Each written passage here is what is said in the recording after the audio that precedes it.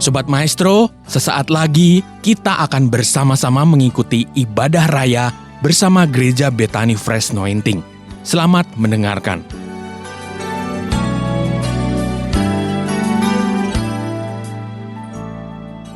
Haleluya.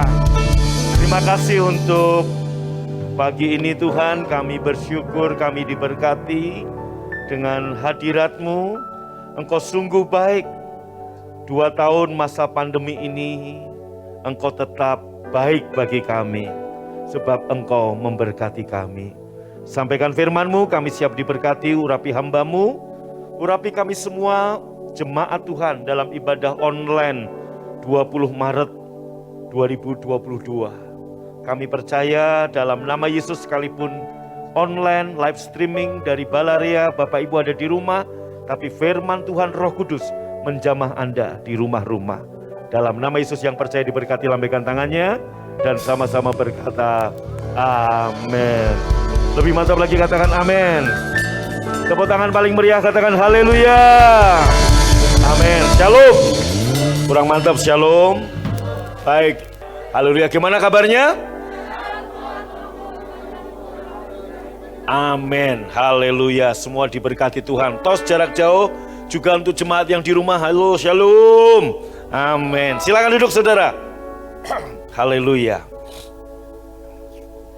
Hari ini saya melanjutkan khotbah minggu lalu, waspada terhadap ragi Farisi dan ragi Saduki. Saudaraku, waspada terhadap ragi Farisi dan ragi Saduki. Saudaraku, Farisi dan Saduki ini sama-sama ahli Alkitab. Bedanya orang-orang Farisi latar belakangnya adalah pengusaha, pedagang. Saudaraku, kemudian masuk dalam mazhab Farisi. Contoh Farisi adalah Saulus yang menjadi Paulus. Kemudian Saduki, saudaraku, itu latar belakangnya adalah mereka kebanyakan dari latar belakang bangsawan atau pejabat atau orang-orang yang belajar tentang Rom, saudara, ya, bangsawan Roma. Nah, tetapi yang Yesus maksud bukan waspada terhadap orang Farisinya atau orang Sadukinya, tapi terhadap pengajarannya. Dan kalau Yesus pernah sampaikan itu 2000 tahun yang lalu, ternyata hari ini ragi Farisi dan ragi Saduki masih banyak menghamiri, saudaraku, gereja Tuhan. Ingat firman Tuhan, sedikit ragi menghamiri adonan.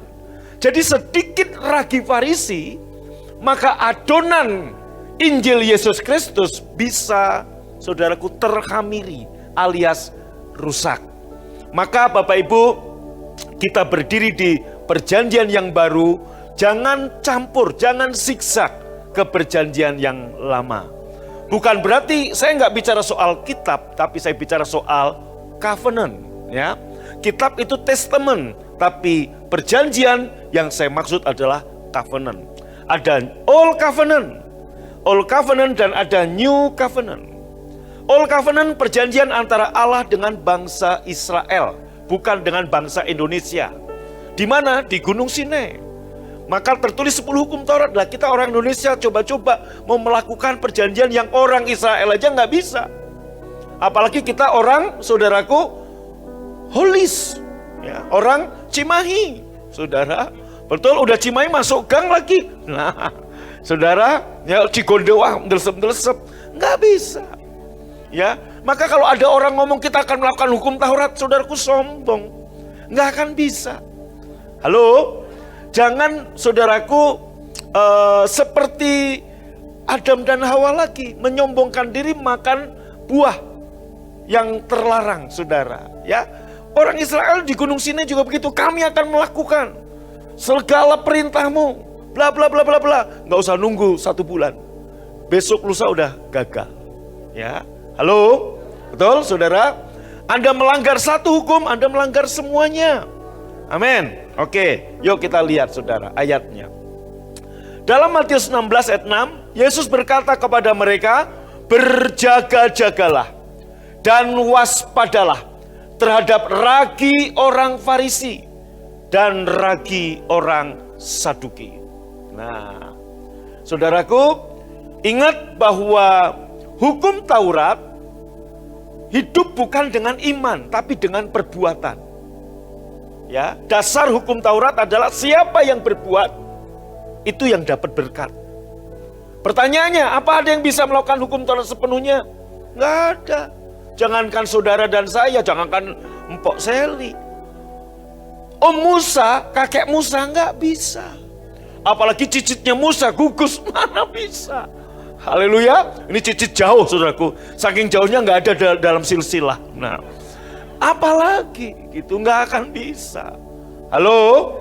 Iya saudara, nggak akan bisa. Nah, maka Yesus berkata, berjaga-jagalah dan waspadalah terhadap ragi orang Farisi dan ragi Saduki.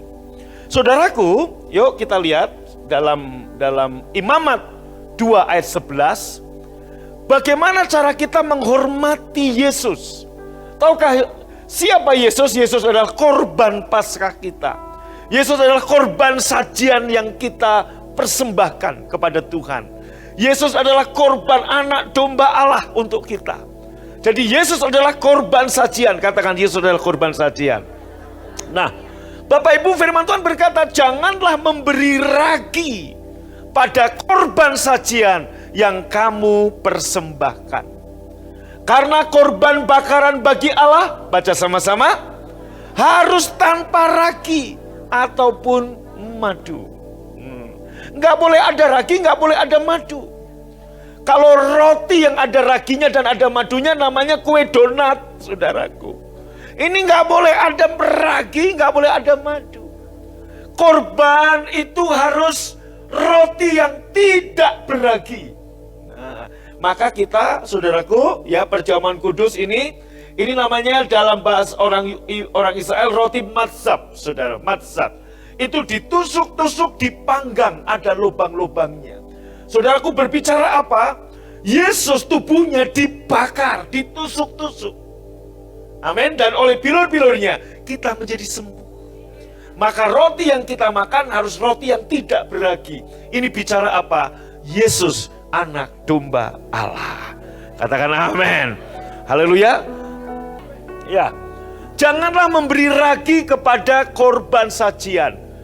Saudaraku, nah, Tuhan mau, saudaraku, korban sajian kita Yesus adalah kebenaran.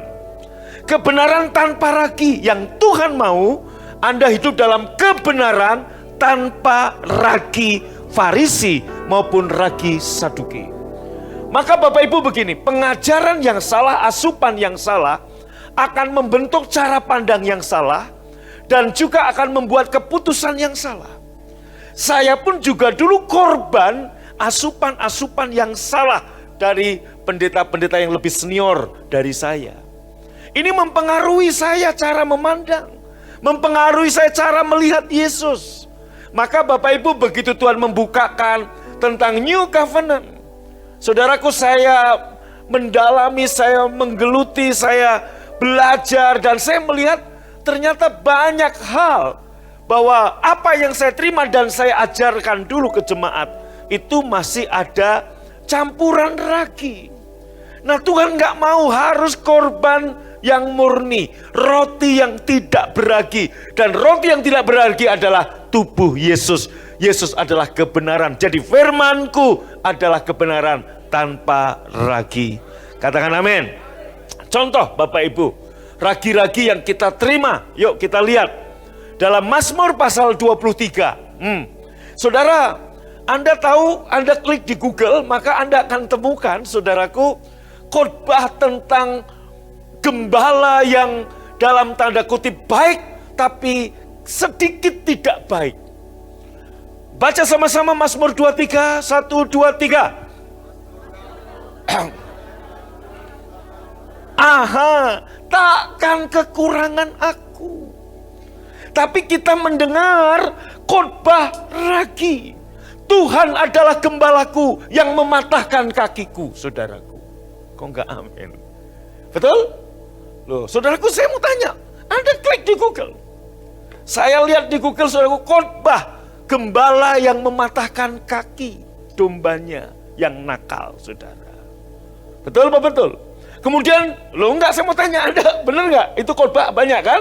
Gembala mematahkan kaki dombanya. Kemudian gembala itu, saudaraku, dalam sebuah lukisan menggendong domba yang dipatahkan tadi. Saya mau beritahu, itu ragi Farisi. Kenapa? Sebab Farisi, ragi bersifat tentang penghukuman. Kamu salah, kamu dihukum, kamu taat, kamu diberkati. Saudaraku, gembala Yesus yang gendong domba bukan karena domba itu dipatahkan kakinya oleh Yesus. Tapi karena domba itu terjebak, kakinya patah sendiri karena dia jalan masuk jurang atau tergelincir masuk selokan. Yesus sebagai gembala mencari satu domba yang terhilang. Dan yang mematahkan bukan gembala kita, bukan Yesus. Ini ragi. Coba bayangkan kalau jemaat dapat ragi ini, apa nggak takut? Oh iya, dipatahkan kakinya, pincang, nggak bisa jalan, saudara. Halo, masa gembala yang baik begitu? Halo, betul betul.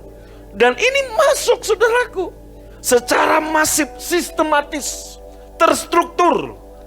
Ragi ini masuk ke banyak gereja. Maka waktu Anda klik nanti Google khotbah tentang gembala mematahkan kaki domba, banyak sekali berderet, saudaraku. Muncul dalam khotbah, ringkasan khotbah pendeta dari berbagai aliran gereja. Saudaraku, Tuhan bicara. Loh, saudara, ini yang dimaksud Yesus, waspada terhadap ragi Farisi. Kenapa? Sebab ragi Farisi adalah, saudaraku, bicara tentang apa? Itu tadi, hidup bukan karena iman, tapi siapa yang berbuat. Sementara dalam Injil Yesus Kristus, saudaraku, dalam Injil Yesus Kristus, kita hidup karena iman. Kamu lepas dari Kristus kalau kamu mengharapkan kebenaran dari perbuatanmu. Hukum Taurat dasarnya bukan iman, tapi siapa yang berbuat. Pertanyaannya, kalau berdasarkan perbuatan, saya mau beritahu Anda semua, kita semua termasuk Billy Graham. Kalau berdasarkan perbuatan tidak ada yang didapati, benar, semuanya salah. Maka karena salah, semua harus dihukum. Justru kenapa disebut kasih karunia? Karena Tuhan tahu kita nggak bisa melakukannya. Maka perjanjian yang baru bukan perjanjian antara Allah dengan manusia. Bukan perjanjian antara Allah dengan orang Israel. Tapi perjanjian Bapa, Allah Bapa dengan Yesus mewakili kita. Kenapa? Sebab perjanjian yang pertama cacat. Cacat bukan di pihak Allah, di pihak orang Israel, nggak bisa menepati. Maka saudaraku, dalam sebelum hukum Taurat ada, Tuhan udah bikin perjanjian dengan Abraham. Dan itu gambaran, bayang-bayang dari perjanjian baru yang ribuan tahun kemudian akan datang. Yaitu apa? Allah dan Abraham, saudaraku, memotong domba. Ingat khotbah saya beberapa bulan lalu. Dan mereka berjalan seperti angka 8. Angka 8 bicara sesuatu yang baru. Permulaan yang baru, saudaraku.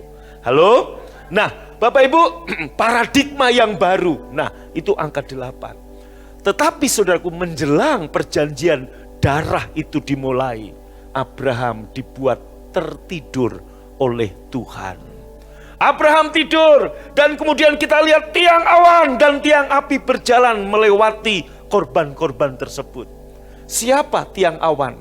Bapa. Siapa tiang api? Terang dunia, Yesus. Jadi saudaraku, perjanjian baru itu bukan perjanjian antara Bapa, Allah Bapa dengan Petrus, dengan Bu Seli, dengan Bu Kos, Pak Kos, Pak Anto, Bu Anto, apalagi dengan Gugus, bukan. Tapi perjanjian antara Bapa dengan siapa? Dengan Yesus. Yesus mewakili kita, Dia perantara kita. Makanya saudaraku, siapa perantara kita? Yesus. Yesus yang, saudaraku, yang apa? Mengambil resiko, mengambil konsekuensi. Untuk apa? Untuk bikin perjanjian. Kenapa? Kalau Abraham yang bikin janji, Abraham pasti gagal. Tapi Yesus memenuhi semua kualifikasi. Yesus memenuhi semua persyaratan. Maka Bapak Ibu, Anda yang terhisap di dalam Yesus, dengar baik-baik, Anda nggak perlu mati di kayu salib, tapi Anda menikmati buah perjanjian yang Yesus berikan kepada saudara-saudara dan saya. Tepuk tangan paling meriah, katakan amin. Amin. Jadi dari sini kita ngerti Mazmur Tuhan, Mazmur Daud. Tuhan adalah gembalaku. Baca sama-sama. Udah jangan ditambahi, Tuhan adalah gembalaku yang akan mematahkan kakiku. Nggak ada, saudara. Orang domba itu patah bukan karena Tuhan yang matahin. Karena dia keluar kawanan, saudara, ke pelosok sendiri. Gembala yang baik meninggalkan 99 ekor, mencari yang terhilang. Jadi saudara dengar, supaya tidak patah kaki, tetap hidup dalam kawanan. Kalaupun Anda nakal, bukan Tuhan yang matahin. Ya kamu sendiri seperti anak bungsu tadi. Siapa yang bikin bangkrut? Dia sendiri, saudaraku. Apa Tuhan sengaja bangkrut lu? Enggak. Keinginan Tuhan buat saudara berhasil. Amin. Keinginan Bapak punya anak, ya. Pak Sony anaknya berapa? Baru 1. Saya doakan 4. Siap, amin. Amin. Siap. Nggak tahu amin atau enggak, yang penting siap dulu. Saudaraku, Bu Sari anaknya berapa? 2. Yang sedang dikandung 1, 3. Saudaraku, boleh ketawa. Bapak Ibu gini, halo, saya mau tanya, Bu Seli anaknya berapa? Saya mau nanya, Bu Seli lihat Cindy dan lihat Stephen, mau nggak Bu Seli punya pikiran yang Stephen berhasil nih, yang Cindy nggak usah? Itu enggak kan? Bapak yang baik, ibu yang baik, pengen semua anaknya berhasil, nggak pengen anaknya bangkrut. Loh, itu kita yang orang yang di dunia masih punya dosa. Ya, orang yang nggak baik begini, apalagi Bapamu yang di sorga. Amin. Jadi saudaraku, dia bangkrut bukan karena Bapak yang bikin bangkrut. Ya, kebodohan dia sendiri. Haleluya. Contoh, banyak orang Kristen kenapa hidupnya bangkrut? Bukan karena Tuhan bikin bangkrut. Lu gajinya 5 juta, saudaraku. Tapi parfumnya 7 juta, ya bangkrut. Ya, gaji 5 juta, parfum 1 juta. Habis. Maka minggu terakhir saudaraku yang dimakan botol parfum, kan nggak makan saudara. Maka berhikmat gitu loh. Katakan amin. Ya, makan itu kebutuhan atau keinginan, Gus? Kebutuhan. Tapi kalau harus makan di restoran, itu kebutuhan atau keinginan, Gus? Keinginan. Jadi saudaraku, kalau gaji 5 juta ya makan di restoran sebulan sekali kayak 2 kali kayak. Atau ya Pak, saya makannya di food court terus. Iya, bagus. Bawa bekal dari rumah, makan di food court. Kan murah, saudaraku. Pinjem kursi mirip Anda lah. Saya tahu kok, saudara. Trik Anda ini. Haleluya. Haleluya. Tepuk tangan buat Tuhan ya. Yes. Ia membaringkan aku di padang yang berumput. Ia membimbing aku ke air. Ayat yang ketiga. Ia menyegarkan. Ia menuntun aku di jalan yang benar oleh karena amin. Saudara, ini gembala yang baik. Nggak ada tuh tercatat kalau gembala itu matahin kaki. Daud pasti akan nulis, Tuhan adalah gembalaku, takkan kekurangan aku. Tapi kalau aku nakal, dia mematahkan kakiku. Pasti begitu. Nggak ada. Ini ragi Farisi. Tolong ibu-ibu guru sekolah minggu yang dimanapun mulai sekarang diubah tuh ragi-ragi begini. Yesus adalah kebenaran tanpa ragi. Tepuk tangan. Amin. Ini contoh-contoh. Contoh yang kedua, apa nggak takut saudaraku ya? Dengan coba saya mau tanya, takut nggak nih Lala kalau Tuhan itu adalah gembala yang suka matain kaki? Takut nggak? Takut dong. Iya, waduh takut. Nah, sekarang contoh yang kedua, jangan ini dulu. Jangan. Yohanes 15. Ya. Yohanes 15 ayat 1 dan 2. Akulah pokok anggur yang benar, Bapakulah pengusahanya. Yesus pohon anggur, pengusahanya Bapaknya.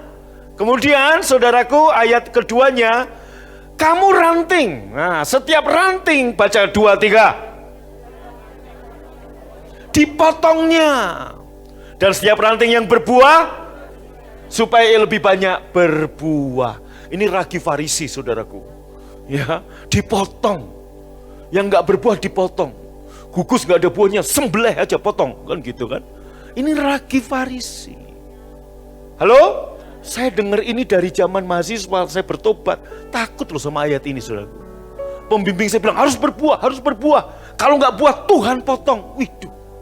Saudaraku, ini, maka saya katakan, ini ragi Farisi. Maka Bapak Ibu, terjemahan lain itu lebih tepat. Nah, dalam bahasa aslinya ini sama seperti ini. Akulah pokok anggur yang benar, Bapakkulah pengusahanya, pengelolanya. Ayat 2, setiap ranting padaku yang tidak berbuah diangkat. Jadi ranting yang gak berbuah, lungse, diangkat, disangga dengan bambu supaya berbuah. Artinya jemaat yang dimanapun Anda berada, dengerin khotbah saya minggu lalu, Anda bisa istirahat dalam kasih Kristus, dan Anda bisa berbuah banyak dalam waktu yang bersamaan. Kalau Anda mengerti ini, dengarkan baik-baik. Kalaupun hari ini belum berbuah, Tuhan gak potong saudara. Kok gak amin, amin? Tuhan gak potong saudara. Yes, kalaupun hari ini Anda suam, kayaknya kurang semangat, Tuhan gak muntahin saudara. Kenapa Tuhan gak muntahin saudara? Mana ada kepala muntahin anggota tubuhnya. Mungkinkah kita muntahin kaki kita? Enggak. Yesus kepala, kita anggota tubuh. Masa kepala muntahin anggota tubuhnya sendiri? Enggak mungkin kepala muntahin anggota tubuh. Katakan yes, amin. Nah, jadi Bapak Ibu, kenapa Tuhan muntah? Kalaupun, berarti Tuhan gak muntah, Tuhan muntah. Ya Pak Ferry, Tuhan muntah. Bu Seli, Petrus, Tuhan muntah. Muntahnya kenapa? Panas dicampur dingin, suam-suam. Sesuatu yang asing masuk, pasti otomatis muntah. Anda makan santan yang udah basi, begitu tetap refleks kan? Begitu basi, enak. Enggak kan saudaraku, refleks. Saya nggak tahu kalau tentara, coba tanya Pak Sony. Apakah tentara kalau makan basi nggak dimuntahin? Tetap dimuntahin kan? Iya, tentara. Haleluya. Mau tentara, mau pengusaha, makan makanan basi, muntah nggak? Otomatis refleks. Saya mau tanya, waktu Anda muntah, ya saya udah cerita, satu kali Jumat ngirim, udah lama, saya lupa, pas saya makan, udah basi. Begitu masuk sini, saya muntahin. Refleks. Yang saya muntahin apanya? Paru-paru, jantung? Bukan. Yang tadi basi. Kenapa saya muntahin? Karena saya sayang tubuh saya. Sama. Air panas, kasih yang menyala-nyala dari Yesus, dicampur dengan hukum Taurat yang dingin, menjadi suam. Kalau itu diberikan kepada gereja, Yesus sebagai kepala gereja muntah, karena Yesus sayang kepada tubuhnya. Maka saudaraku, kebenaran tanpa ragi. Saya mau Anda menerima kebenaran tanpa ragi Farisi. Tepuk tangan buat Tuhan. Amin. Nah, sebentar tadi. Kita lihat kembali ke Yohanes 15 ayat 2. Anda lihat, ini ragi Farisi. Yaitu apa? Yang gak berbuat dipotong. Waduh, sadis ya. Masa Yesus sebagai Bapa, sebagai pengusaha, Yesus sebagai pohon, lihat ranting yang gak berbuat dipotong. Sadis loh. Dulu saya waktu mahasiswa diberitahu pembimbing saya, kamu harus berbuah. Buahnya apa? Begini. Kalau nggak berbuah dipotong sama Tuhan. Kita jadi memandang Tuhan itu kadang baik, kadang tidak. Kita dapat ragi Farisi lagi. Dia gembala yang baik. Takkan kekurangan aku, tapi kadang-kadang dia matain kakiku. Apa nggak takut saudara? Apa kita memandang Bapa itu Bapa yang baik? Saya mau tanya, halo? Nggak usahlah Bapa kita gembala. Pak Anto punya anak laki-laki, Lewi. Pernah nakal nggak? Jawab yang keras. Hah? Kenapa nakal? Mirip Anda dulu.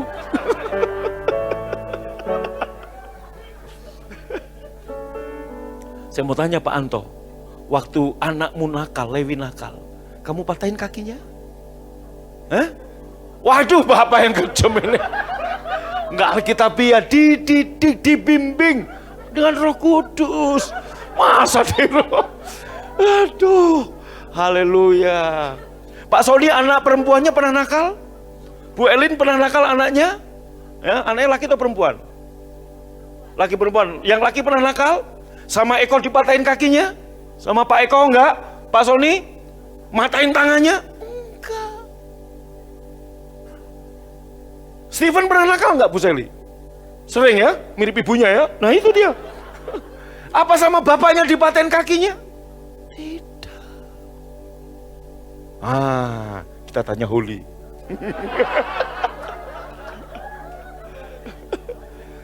Kamu pernah dipatain sama papa, ayahmu? Enggak kan? Enggak loh. Saudaraku, enggak akan sekalipun Pak Eka itu, teruskan sendiri. Holy nakal kayak apa? Paling cuman, siapa yang tadi boncengin kamu? Teman ayah, teman dari mana? Paling cuman begitu. Betul, Li? Iya paling begitu kan? Iya kok enggak? Atau dipatahin? Paling cuman begitu kan? Ditanya kan, siapa tadi? Kenapa dia enggak kesini? Enggak izin sama ayah. Gitu kan paling dimarahin. Enggak mungkin dipatahin kakinya. Katakan amin. Halo? Halo? Kamu ya, Moses, papamu pernah matain kakimu? Michael, papamu pernah matain kakimu? Enggak kan? Paling seperti yang Pak Anto tadi, rotan, saudaraku. Ya emang dia bapak yang agak ya, gitu. Udah saya nggak meneruskan, saya cuma ngomong agak. Anda kata berarti Anda punya pemikiran negatif buat dia. Saya tetap berpikir positif buat Anto. Haleluya. Papamu pernah matain kakimu? Kamu pernah nakal? Pernah tidak taat sama papamu? Halo? Pernah? Pernah nggak dipatahin? Enggak. Apalagi gembala yang baik. Tepuk tangan bagi Tuhan. Jadi, saudaraku, nanti lihat di Google, Anda boleh lihat, saya prihatin. Iya ya, masih banyak yang belum mengerti. Ini ragi. Ragi berikutnya tentang aniaya, tentang penderitaan. Kita lihat Roma. Dan jika kita adalah anak, maka kita juga adalah ahli waris. Maksudnya orang-orang yang berhak menerima janji-janji Allah yang akan menerimanya bersama-sama dengan Kristus. Terus, yaitu jika, baca sama-sama, kita menderita bersama-sama dengan Dia, yaitu supaya kita juga dipermuliakan bersama-sama dengan Dia. Nah, kata menderita di sini diartikan oleh ragi Farisi, yaitu bicara apa? Kita menderita dengan miskin, menderita dengan penyakit. Yesus nggak akan dimuliakan dengan penyakit saudara. Halo? Ini ya penderitaan lah. Kayak Ayub, saudaraku, Ayub menderita karena salah sendiri. Saudaraku, menderita yang dimaksud di sini nggak mungkin penderitaan yang sudah Yesus ambil di kayu salib. Yesus yang sehat dibuat sakit, masa dia mau ngasih sakit lagi kepadamu? Yesus yang kaya rela jadi miskin supaya kita yang miskin jadi kaya, masa dia mau ngasih lagi kemiskinan sebagai penderitaan? Tapi penderitaan dalam Roma pasal 8 ini bukan bicara penderitaan tentang saudara menderita dengan penyakit. Oh, saya sakit ini karena Tuhan mengajar saya. Tuhan gak mengajar kita dengan penyakit. Gak ada seorang bapak ngajar anaknya sampai sakit. Kalau bapak Nugelo, bapak Edan itu baru begitu. Tapi kalau bapak yang baik, dia akan ngajar anaknya dengan bimbingan, dengan tuntunan. Apalagi bapak kita yang baik, dia akan mengajar kita, menuntun kita dengan apa? Roh Kudus ditaruh dalam hati kita. Holy, jangan sedih. Kamu kenapa kalau saya ngomong soal bapak kok wajahmu sedih? Tenang aja, sukacita. Amin. Haleluya. Yes. Saudaraku, menderita di sini adalah menderita apa? Ini bisa jadi untuk sebagian orang menderita aniaya karena nama Yesus. Menderita apa, saudaraku? Penolakan karena Yesus. Menderita karena apa? Diskriminasi karena Yesus. Bisa jadi. Betul? Saya ingat waktu saya sekolah, saya minoritas kan di SD negeri, SMP negeri, SMA negeri. Saudaraku, orang pilih, itu Kristen. Ya udah, saudaraku, nggak semua orang mau bersahabat dengan yang beragama Kristen. Jangan bilang, wah Pak mungkin waktu itu Bapak nakal. Awalnya saya anak alim. Tapi karena saya sering ditolak, akhirnya saya nakal, saudaraku. Nah itu. Jadi menderita di dalam Yesus adalah menderita karena nama Yesus. Bukan menderita tentang sakit, tentang kemiskinan. Tapi menderita karena nama Yesus. Betul? Kayak rasul-rasul. Petrus disalib dengan kepala terbalik. Kemudian apalagi santo-santa yang mati itu saudaraku karena nama Yesus. Seperti itu. Mati martir. Gereja dulu di situ Bondo dibakar. Nah seperti itu. Halo? Gugus, kalaupun kamu mau menderita karena nama Yesus, mati martir, bersiaplah. Amin Gus. Iya, mati itu cuma sekali. Doa saya juga kalau saya mati martir. Itu doa saya. Amin. Saya pengen mati martir. Kalau Tuhan belum datang, kalaupun mati martir. Tapi nanti umur 90 lebih, jangan sekarang. Tapi sebelum gembala senior mati, biasanya full timer dulu yang mati martir. Ya sebelum Petrus, Yohanes, Yakobus, Stefanus dulu. Itu yang mati. Stefanus Gugus. Ya. Stefanus Anto. Stefanus Ferry. Ya, itu yang mati martir dulu. Ya, baru nanti saudaraku gembala senior nanti. Ya. Karena begitu full timer mati martir, ya kita cari full timer lagi. Kan gitu. Setuju Pak Sony kan? Iya siap aja udah gitu. Haleluya. Ya itu buktinya. Oh enggak amin? Amin? Oh iya saudara. Oke. Nah ini bicara tentang ragi. Kita lihat sekarang. Apa sih ragi Farisi? Terus ragi Farisi adalah doktrin tentang hukum Taurat. Kalau saya bicara hukum Taurat. Saudaraku, hukum Taurat sudah digenapi. Hukum Taurat sudah usang. Ibrani berkata yang sudah usang diganti dengan yang baru. Amin. Nah saudaraku, di dalam Yesus tidak ada penghukuman. Roma 8 ayat 1. Hukum Taurat, kita ini ragi Farisi. Orang Farisi merasa paling benar, sehingga berhak menghakimi orang lain. Buktinya, membawa perempuan yang kedapatan berzina.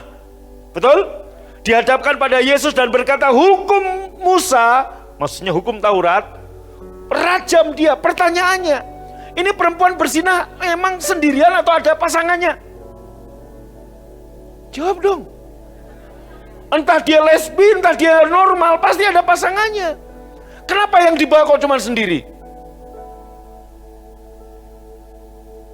Yang laki kemana? Kok nggak jawab? Kemana? Pak aparatur negara.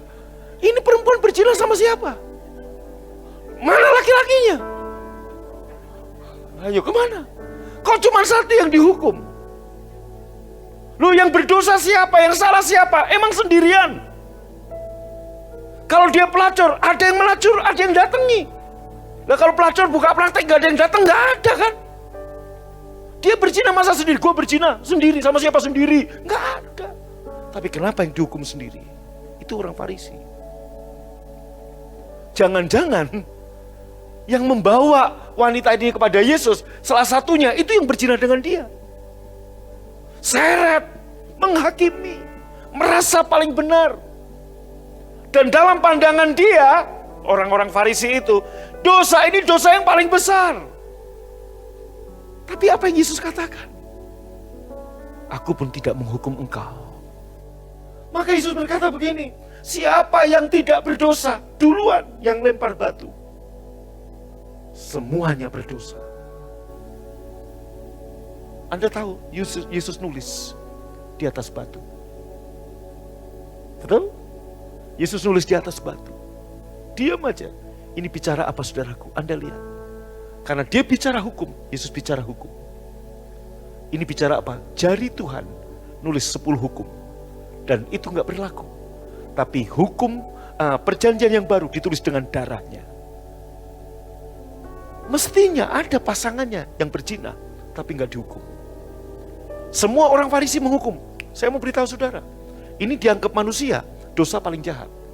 Tapi justru saya mau beritahu, Adam dan Hawa terusir bukan karena melakukan dosa seksual, bukan karena kelainan seksual hubungan dengan binatang. Terusir dari Eden karena sombong. Lucifer, malaikat pemimpin pujian, terusir dari surga karena sombong. Dan ternyata di hadapan Tuhan, kesombongan adalah akar segala dosa. Cinta uang akar apa, Irma?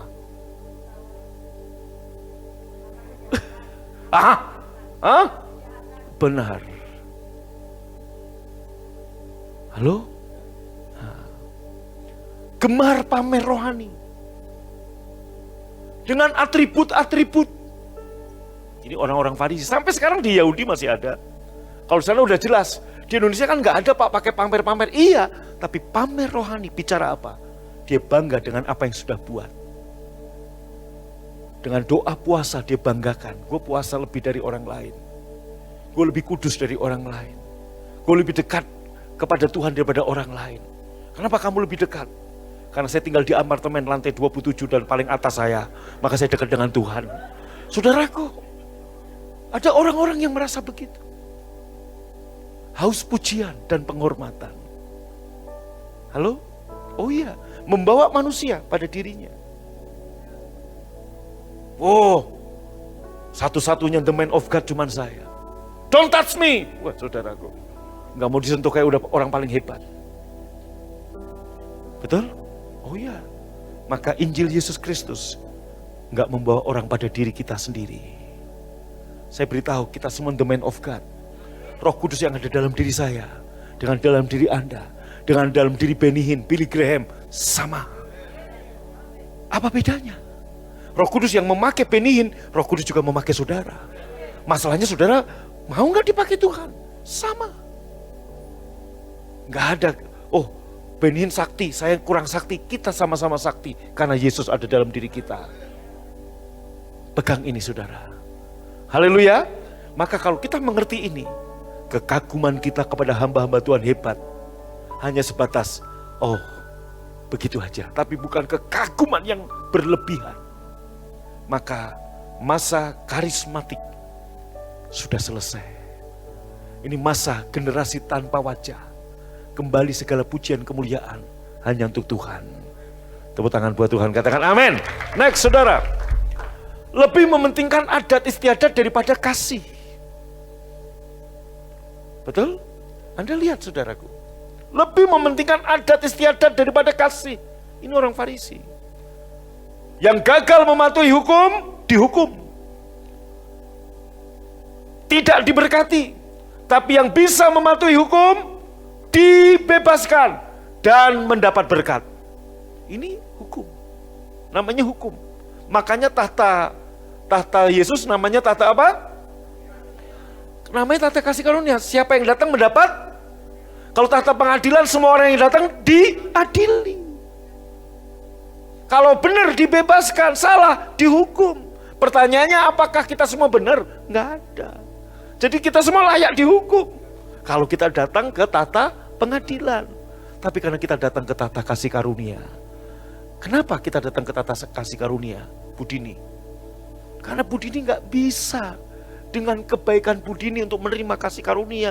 Itu nggak kita upayakan. Maka tahta Yesus bernama tahta apa?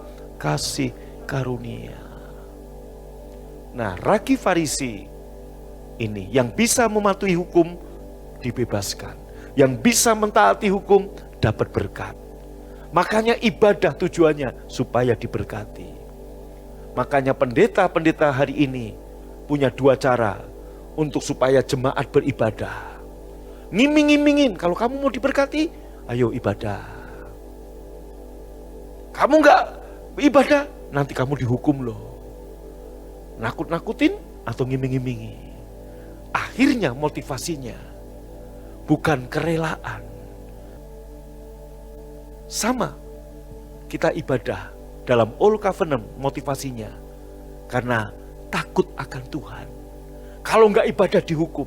Tapi dalam New Covenant bukan itu motivasi kita. Sebagai respon Tuhan mengasihi kita. Seperti seekor anjing sudah dikasihi, dia mengasihi.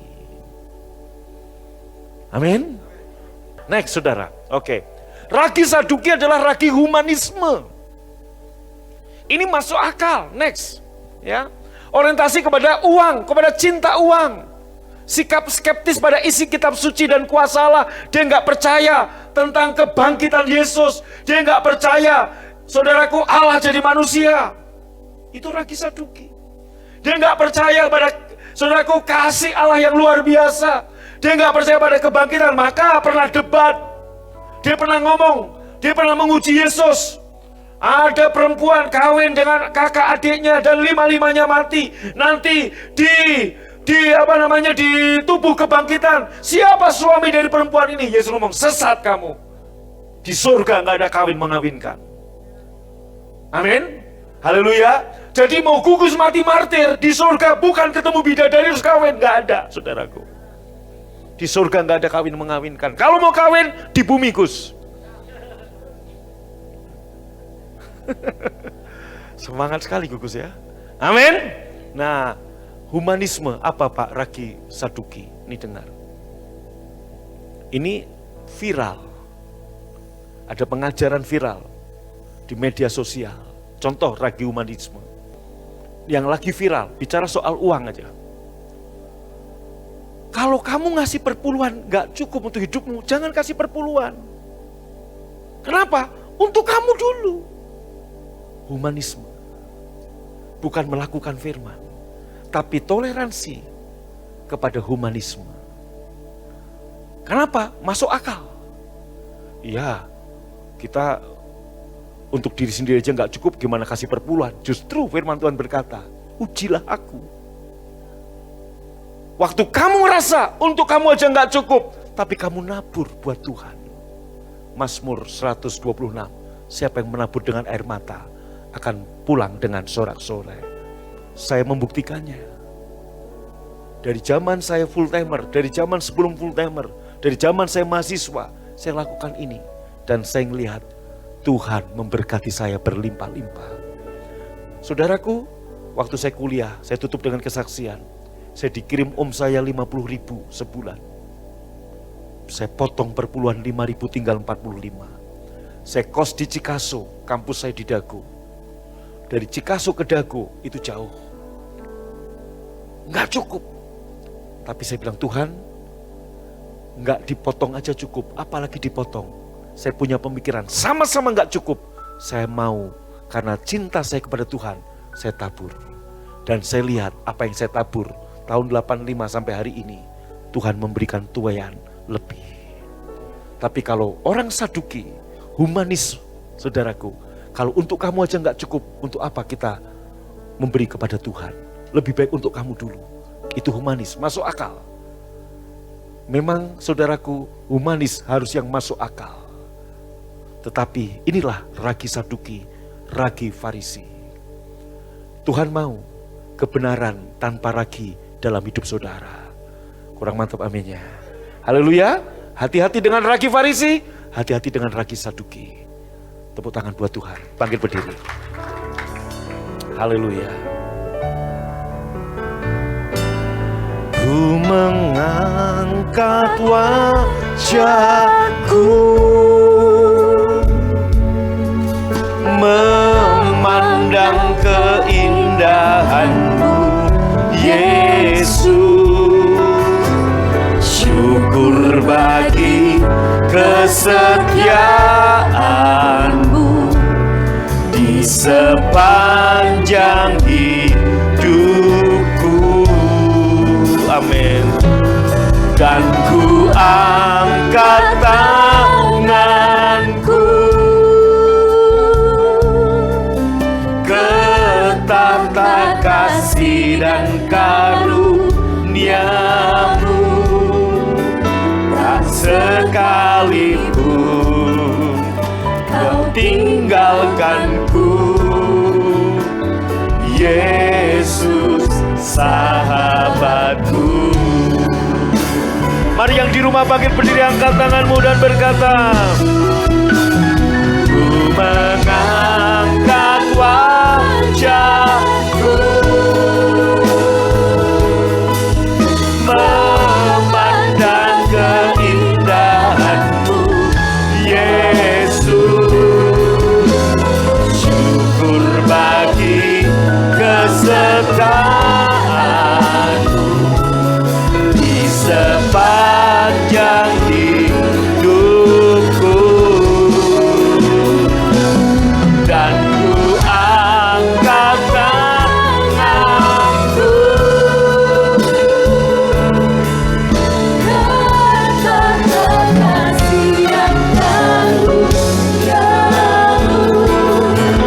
tak sekalipun Kau tinggalkanku, Yesus sahabatku. Tak sekalipun Kau tinggalkan, tak sekalipun, tak sekalipun Kau tinggalkanku. Sekali lagi, tak sekalipun Kau tinggalkanku, Yesus sahabatku. Haleluya. Amin. Kami bersyukur untuk kebenaran yang memerdekakan kami. Kebenaran tanpa ragi, itulah yang Tuhan mau. Cara menghormati korban Yesus bukan menambahi dengan ragi, tapi korban yang murni, yaitu kebenaran. Kami tahu bahwa karya Tuhan sudah sempurna, tidak perlu ditambahkan apapun. Hari ini Tuhan, kami mengangkat roti dengan tangan kanan kami. Bapak Ibu yang di rumah, angkat roti dengan tangan kananmu. Yesus mengambil roti, mengucap syukur, memberikan pada murid-muridnya, memecahkan dan memberikan pada muridnya setelah berkata, inilah tubuhku, inilah korban yang murni, tanpa ragi. Terimalah ini kebenaran, engkau selamat karena pengorbanan tubuh dan darah Yesus. Yang percaya ini tubuh Tuhan Yesus, katakan amin. Ambil dan makan dalam nama Yesus.